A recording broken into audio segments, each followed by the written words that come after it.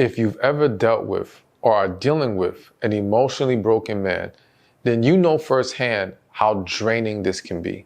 You know how difficult it can be. You know how much work it requires of you if you're trying to move things along with this individual. And at the end of the day, for most women, it ends up being all in vain. It doesn't work out. You end up with more hurt and disappointment. And that's why it's so important as a woman that you learn how to recognize when you're dealing with this kind of man. Now, I know people say that we're all hurt, we're all damaged, whatever words you want to use, because some people don't like the word damaged or broken. But work with me here, because you understand what I'm trying to convey. Someone who is holding on to past trauma, someone who has not healed, has not resolved their deeper issues. And though people like to believe that we all have issues, the fact remains that not everyone is still holding on to those issues. Many people have set themselves free. Many people have done the work and found peace. So we can't allow that to be an excuse or a scapegoat, because when you do that, you now start making excuses for this man when he does show you the signs. You start convincing yourself that it's okay, maybe because you have some things you haven't resolved. But understand that all of it is unhealthy. All of it needs to be addressed. But again, let's start with recognizing when you're dealing with this. So the first thing, and this, you may not have heard this anywhere else, but the first thing I need you to pay attention to is when he praises toxic behavior and toxic characters. All right. So let's start with toxic behavior. You know what? Let's talk about it all.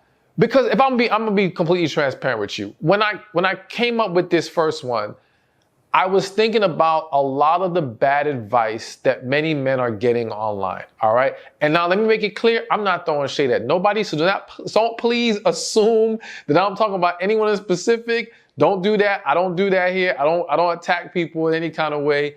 But the reality is that there's a lot of toxic, unhealthy advice floating around.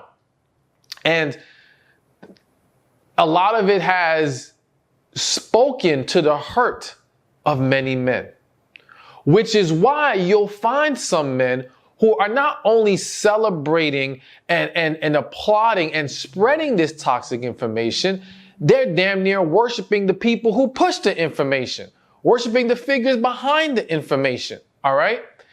And the reality is that this is a huge red flag, a huge sign of emotional distress within that man. Because let me make it clear to you. Now, and let me first differentiate a couple things. We're not talking about a joke here and there. All right. I know some healthy men that may have seen some of this advice and make a joke. A joke is not what I'm talking about. All right. And even a level of agreeance with some of the information is not what I'm talking about. Because I do think that, listen, even people who give bad or toxic or unhealthy information sometimes say very accurate things. So, you know, some people are able to take what they can from it and throw away the rest. That doesn't mean the man is emotionally damaged or broken. It's when it goes beyond that to one, the defense of this information or these figures, no matter what's being said, an inability to hold them to any standard of a healthy, positive information being put out there. Okay. And again, like I said, worshiping, celebrating it, holding it in such high regard. This is when it's a problem.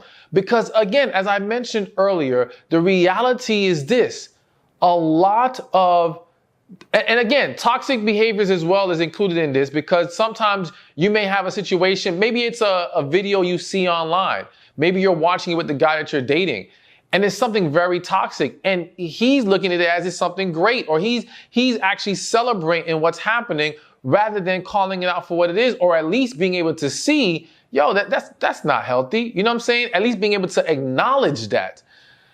And so the point that I really want to drive home is that when you see men gravitate so deeply to this stuff, it is because 99 times out of 100, if not 100 out of 100, I always want to leave exceptions because there are always exceptions to the rule. But 99% of the time, it's because that man has been hurt and has not healed. And that information, that toxic information speaks directly to the hurt, validates the bitterness. And I feel the need to say this, it's hitting my spirit. The same thing happens to some of y'all. Some of y'all are getting advice or celebrating very unhealthy, toxic behaviors as a woman. And the truth is, you do it because you have not resolved the hurt within you. And when we are dwelling in negativity, we are drawn to the negativity. We find comfort in the dysfunction. We find comfort in the toxic behaviors. It helps us make ourselves feel better about ourselves.